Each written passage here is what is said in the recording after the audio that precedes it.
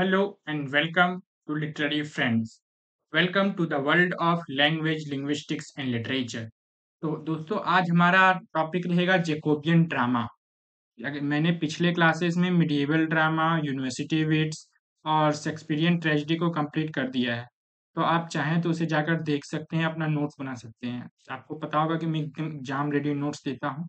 तो इसके लिए एक चैनल को सब्सक्राइब करें और लाइक करें, साथ ही साथ दोस्तों से इसको शेयर भी करें। तो चलिए आज का टॉपिक हम लोग देखते हैं कि क्या होने वाला है। आज का टॉपिक है जेकोबियन ड्रामा। इसमें हम लोग देखेंगे कि जेकोबियन ड्रामा के मेन मेन फीचर्स क्या है। जेकोबियन ड्रामा के मेन जो ड्रामेटिस्ट है, कौन कौन से इसके फेमस ड्रामेटिस्ट हैं, हम लोग इसके सारे ट्रेंड देखेंगे। जेकोबियन ड्रामा के कैरेक्टरिस्टिक्स देखेंगे। इसके साथ ही हम जो भी फेमस फेमस प्लेज है उनके बारे में भी थोड़ा थोड़ी जानकारी लेंगे। चलिए आज का लेक्चर हम लोग शुरू करते हैं।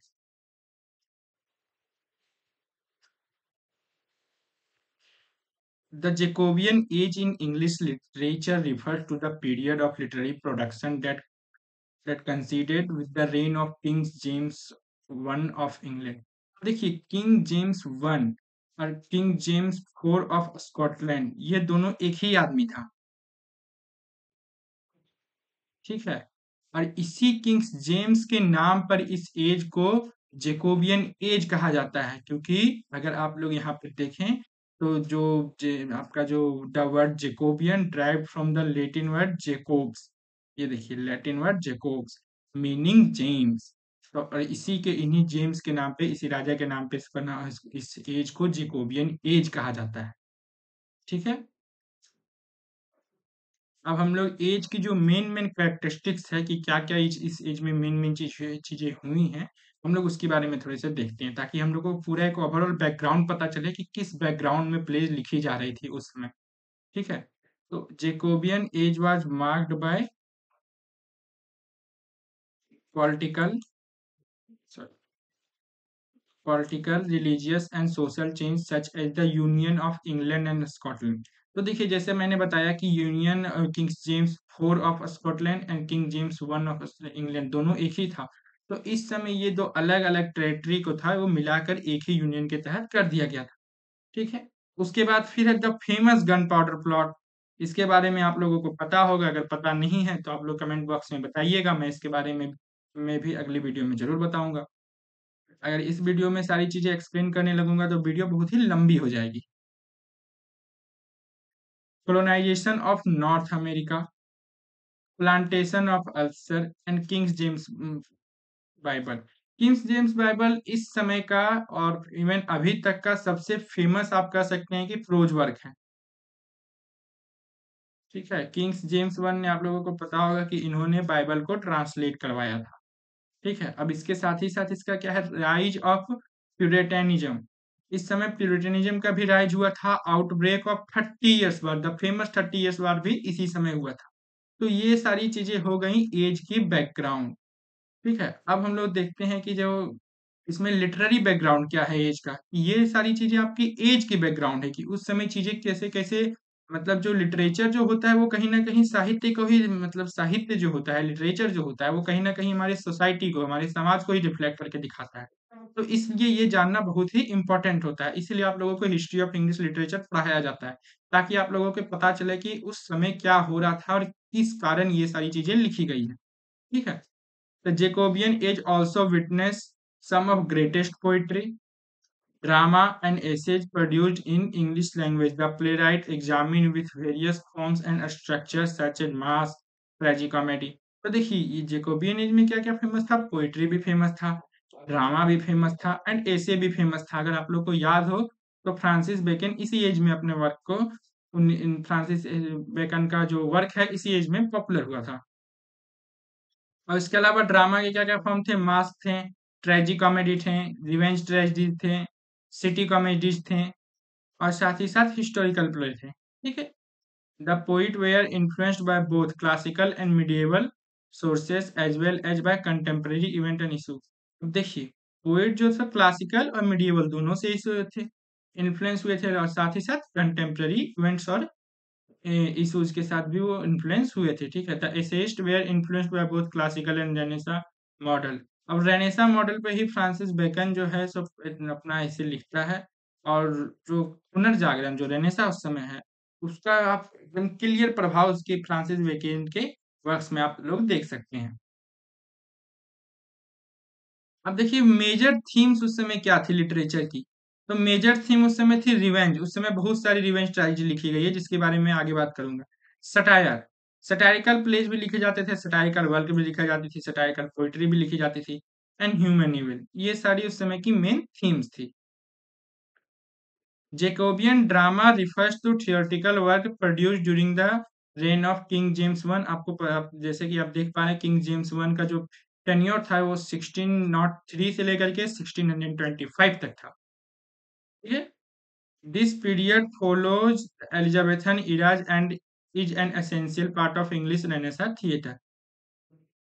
क्यों है एसेंशियल पार्ट? तो it is a continuation of Elizabethan drama, but also a distinct genre with its own feature and themes।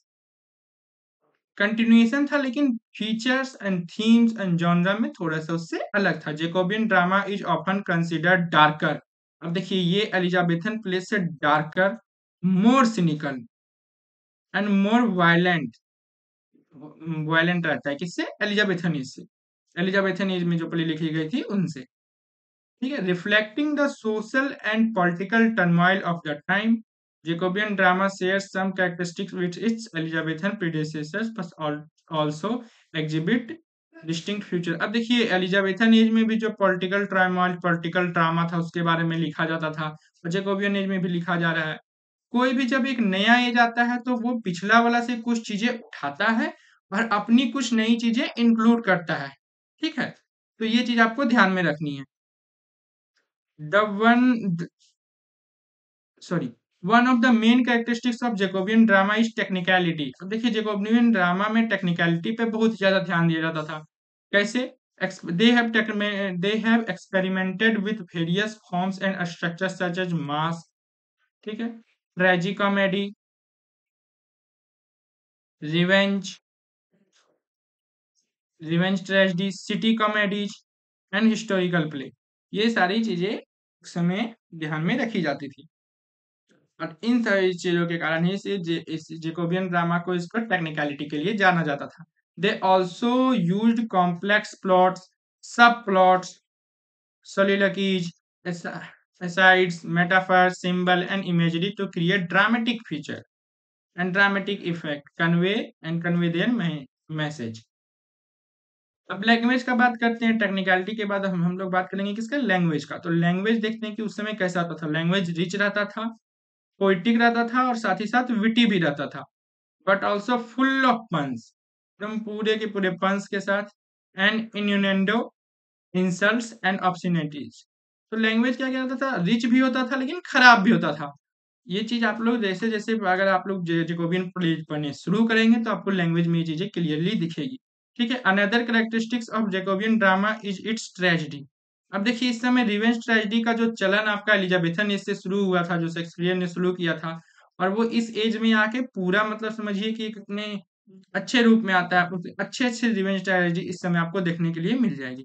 The plays often deals with themes such as ambition, power, corruption, betrayal, jealousy, lust. अब देखिए उस समय के pledge की ये सारी की सारी थीम्स थी, जिस थीम्स पे उस समय ये जेकोबियन ड्रामा लिखा जाता था।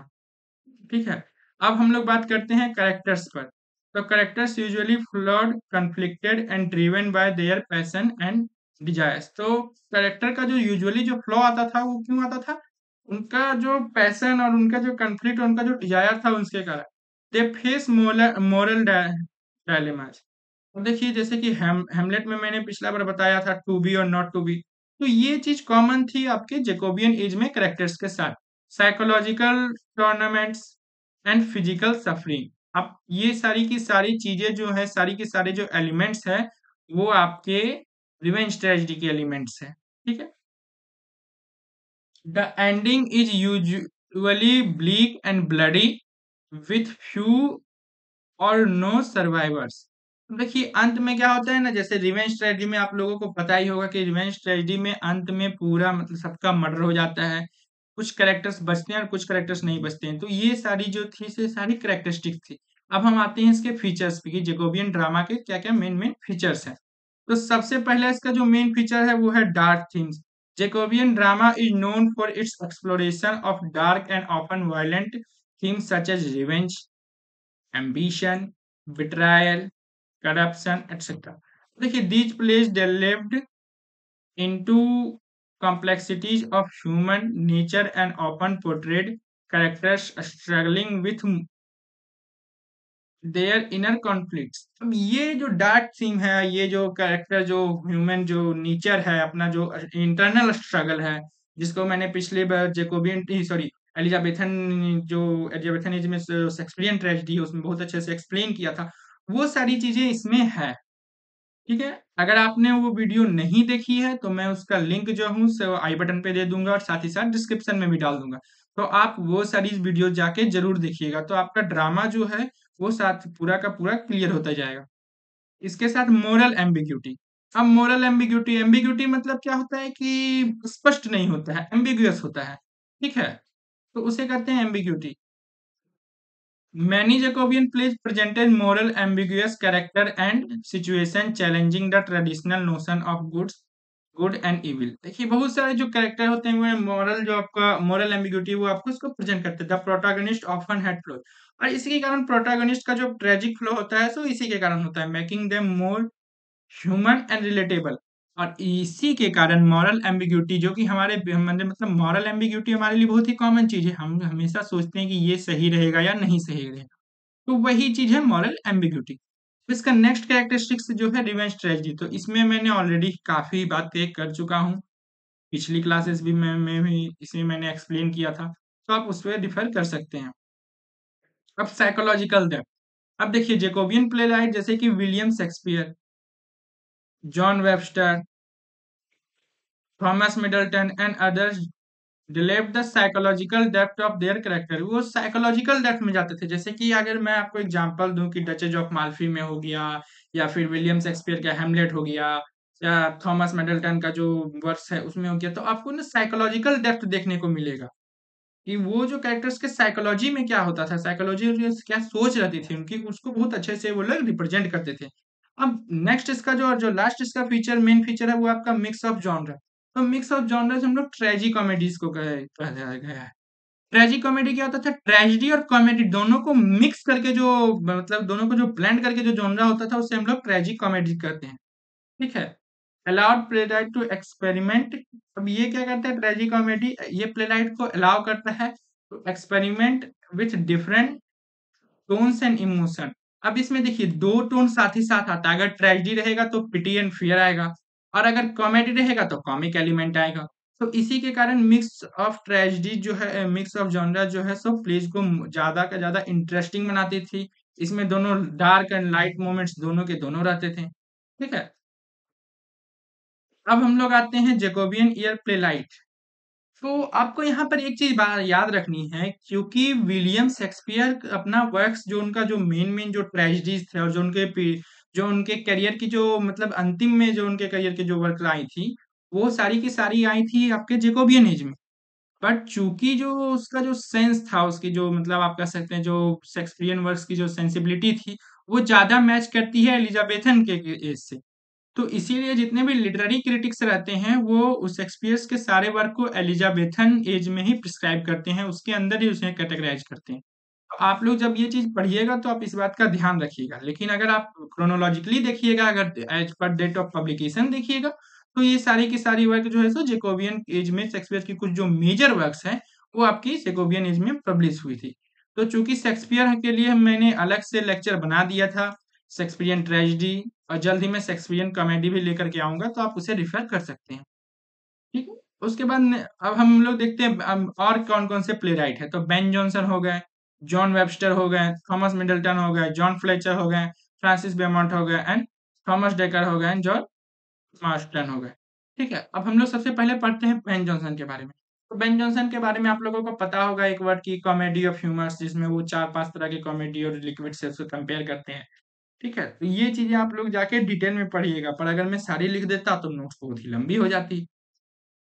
और ये इतना सारा लिख कर आना एग्जाम में पॉसिबल होता नहीं है, तो मैं एकदम नोट्स को पूरा प्रिसाइज रखता हूँ कि जो जो इम्पोर्टेंट चीजें रही वही चीजें सिर्फ इसमें डालता हूँ। He wrote witty and sophisticated plays and masks that exposed the hypocrisy and greed of the society. He is primarily a writer of comedy of humours. अब ये देखिए कि वो जो है सो प्राइमरी जो राइटर्स है वो आपके हैं कॉमेडी ऑफ ह्यूमर्स के राइटर हैं। ठीक है, अब कॉमेडी ऑफ ह्यूमर के बारे में अगर आपको पता नहीं है तो मैं इसके लिए जरूर से जरूर एक आपका शॉर्ट्स डालूंगा, शॉर्ट्स का लिंक जो है सो आपको इसके डिस्क्रिप्शन में दे दूंगा। ठीक, अब उसका देखिए जो चार जो उनके जो बहुत ही फेमस कॉमेडीज हैं वो कौन कौन से हैं। The case is altered, every man in his humour, every man out of his humour, Epicoene और द साइलेंट वुमन। इसके अलावा the alchemist, the Bartholomew fair and devil is an ass, the light heart. ये सारी की सारी जो है सो इनकी कॉमेडीज है। इसके अलावा बेन जॉनसन ने दो ट्रेजेडीज भी लिखी हैं, सेजांस एंड कैटलीना। ठीक है, अब हम लोग नेक्स्ट आते हैं, वो है थॉमस डेकर। तो decker was known for his contribution for बहुत सिटी कॉमेडीज। ठीक है, सिटी कॉमेडी जो सिटी के कॉमेडी के बारे में जो मतलब क्लब हाउस का कॉफी हाउस इसकी कॉमेडी को कहते हैं हम लोग सिटी कॉमेडी। और डोमेस्टिक ट्रेजेडी, तो डोमेस्टिक ट्रेजेडी की मैंने एक ऑलरेडी शॉर्ट्स डाल चुकी है, अगर आप लोगों ने नहीं देखा है तो वो जाके जरूर देखिएगा मेरे चैनल पर। ठीक है, he was a prolific playwright known for his collaboration with other playwright including Thomas Middleton। तो ये उस समय क्या करते हैं ना, ये सारे आपस में कोलैबोरेट करके भी अपने वर्क्स को लिखते थे। तो इसने इन्होंने किन किन के साथ लिखा है, इन्होंने थॉमस मिडल्टन के साथ लिखा है, जॉन वेबस्टर के साथ लिखा है और साथ ही साथ अदर प्लेराइट्स के साथ भी इन्होंने लिखा है। इनके जो कुछ कुछ मेन जो इम्पोर्टेंट वर्क है ये है शू मेकर्स हॉलीडे। ये बहुत ही इंटरेस्टिंग और बहुत ही इंपॉर्टेंट वर्क है। आप अगर इसे पढ़िएगा तो आपको पता चलेगा कि कैसे जो है सो एक इंसान शू मेकर बन के जाता है अपनी वाइफ की शादी को रोकने के लिए। तो ये काफी इंटरेस्टिंग वर्क है, आप इसे जरूर एक बार इसको पढ़ने का कोशिश कीजिएगा। ऑल फॉर्चुनेट्स, द ऑनेस्ट होर रिटर्न। अब देखिए द ऑनेस्ट होर इन्होंने कोलैबोरेशन में लिखा है मिडल्टन के साथ। ये सारी चीजें अगर आपकी मान लीजिए प्रिस्क्राइब्ड है तो ये सारी चीजें ऑब्जेक्टिव क्वेश्चंस जो आते हैं, वन जो 1 मार्क्स के क्वेश्चंस रहते हैं उसके लिए ये सारी चीजें इंपॉर्टेंट है, तो आप इसे जरूर याद रखिएगा। अब है जॉन वेबस्टर। जॉन वेबस्टर को जैकोबियन ट्रेजेडी का मास्टर कहा जाता था। ठीक है, अब इनके प्ले जो होते थे डार्क और वायलेंट होते थे और बहुत सारी थीम को एक्सप्लोर करती थी, जैसे लव हो गया, डेथ हो गया, रिवेंज हो गया। ये सारी चीज को ये एक्सप्लोर करती थी। अब अगर the white devil, the last, the duchess of Malfi. ठीक है, द डचेज ऑफ माल्फी में क्या होता है कि जो जो डचेस रहती है वो शादी कर लेती है अपने भाई के मर्जी के खिलाफ, तो इसके भाई जो रहते हैं सो वो बाकी लोग जो जिससे शादी करती है उसे मार देते हैं। तो आप इसमें आप देख सकते हैं कि इसमें आपका लव भी है, ठीक है, और रिवेंज भी है, डेथ भी है। तो ये सारी चीजों का मिक्सचर रहता था और जॉन वेबस्टर की ट्रेजेडी बहुत ही इंटरेस्टिंग रहती है पढ़ने में। इनके साथ इन्होंने ट्रेजी कॉमेडी भी लिखा था। ट्रेजी कॉमेडी का नाम है द डेविल्स लॉ केस। इन्होंने थॉमस मिडल्टन के साथ कोलैबोरेट किया था। इसका वर्क का नाम है ये anything for a quite life. ये इन्वर्टेड कोमा में होगा, आप लोग इसे इन्वर्टेड कोमा में कर लीजिएगा। ठीक है, अब है next Thomas Middleton. Thomas Middleton जो है सो वर्सेटाइल प्ले राइट था और बहुत सारे जॉनराज में ये लिखते थे। ठीक है, और सिटी कॉमेडी इन्होंने लिखा है। तो आप देख सकते हैं कि जो जो इसका फेमस सिटी कॉमेडी है वो है आपका a chaste maids in Cheapside, a trick to catch the old one. इन्होंने कुछ रिवेंज ट्रेजेडीज भी लिखी। रिवेंज ट्रेजेडी में क्या लिखा है उसमें उन्होंने corruption and cruelty of the novelty, जो नोवेल्टी का जो करप्शन एंड क्रुएल्टी है उसे उन्होंने इसमें दिखाया है। तो इनका जो एक फेमस बहुत ही फेमस ट्रेजेडी है वो है आपका द रिवेंजर्स ट्रेजेडी। ठीक है, ये वर्क आप लोग याद रखिएगा, द रिवेंजर्स ट्रेजेडी।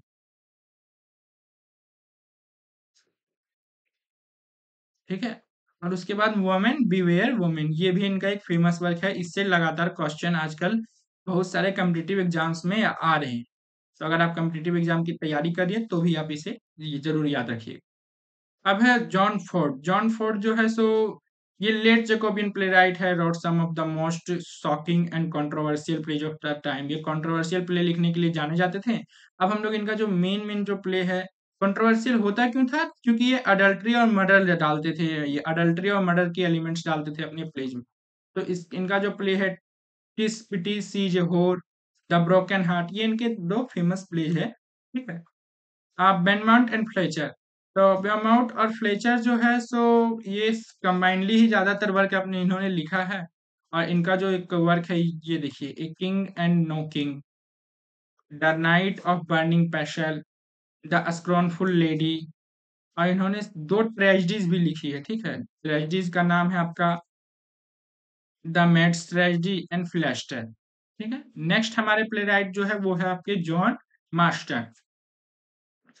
तो मास्टन जाने जाते थे अपने सटायरिकल कॉमेडीज के लिए। जैसे मैंने बताया कि इस एज में रिवेंज ट्रेजेडी भी लिखी जाती थी और सटायरिकल वर्क भी लिखे जाते थे सटायरिकल कॉमेडी के लिए। तब सटायरिकल कॉमेडीज और जो ये इन्वॉल्व थे किसमें, वार ऑफ थिएटर। आपको पता होगा कि कुछ प्लेराइट जो है सो आपस में एक दूसरे को क्रिटिसाइज करते थे। ठीक है। और उन्होंने अपना दो साइड्स चुन के रखा था और वे दोनों एक दूसरे को क्रिटिसाइज करते थे हैवली। तो उसे ही वार ऑफ थिएटर कहा जाता है। और ये बेन जॉनसन की साइड में थे। इन्होंने किनके किनके साथ काम किया, इन्होंने डेकर के साथ काम किया है, जॉर्ज चैपमैन के साथ काम किया है। ठीक है। ऑन द प्लेज एस्टुअर्ड हो, तो एस्टुअर्ड हो इन तीनों ने मिलकर लिखा है। One of the most famous play is the the mall content. ये एक डार्क कॉमेडी है। ठीक है।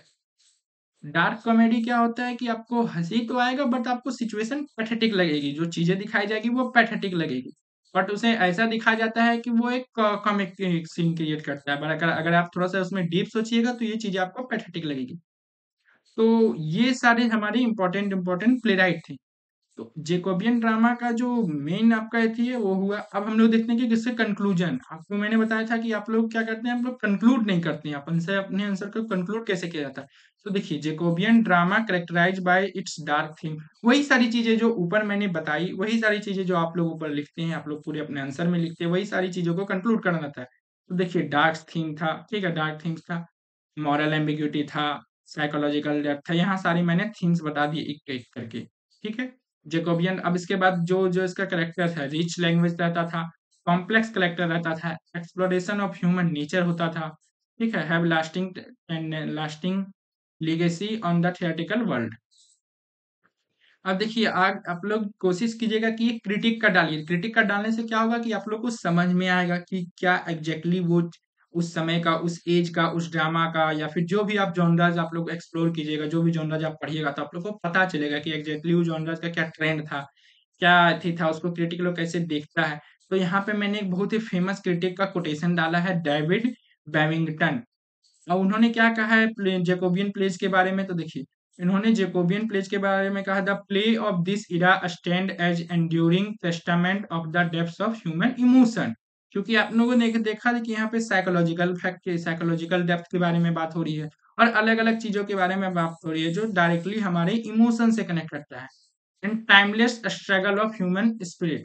और ये साथ ही साथ जैसे कि लव जो आपका डचेज ऑफ माल्फी था, ये सारी स्ट्रगल क्या है, अभी भी है। अभी भी जो लव मैरिज है that is not so easy. और ये चीजें जो हैं वो आप इसीलिए इस वर्क को, पूरे जो जेकोबियन ड्रामाज के जो वर्क है उसे टाइमलेस बताते हैं। अभी भी ऑनर किलिंग होता है, जैसे उस समय जैसे डचेज ऑफ माल्फी में हीरो का हो गया था। तो ये सारी चीजें जो है सो आपको इस जो जेकोबियन ड्रामा है उसको अभी भी रेलिवेंट बनाए रखती है। तो बस दोस्तों, आज के लिए इतना ही है। आप लोग से अनुरोध है कि आप लोग मेरे चैनल को लाइक करें, शेयर करें, वीडियो को लाइक करें, शेयर करें, चैनल को सब्सक्राइब करें। Thank you. धन्यवाद। जय हिंद।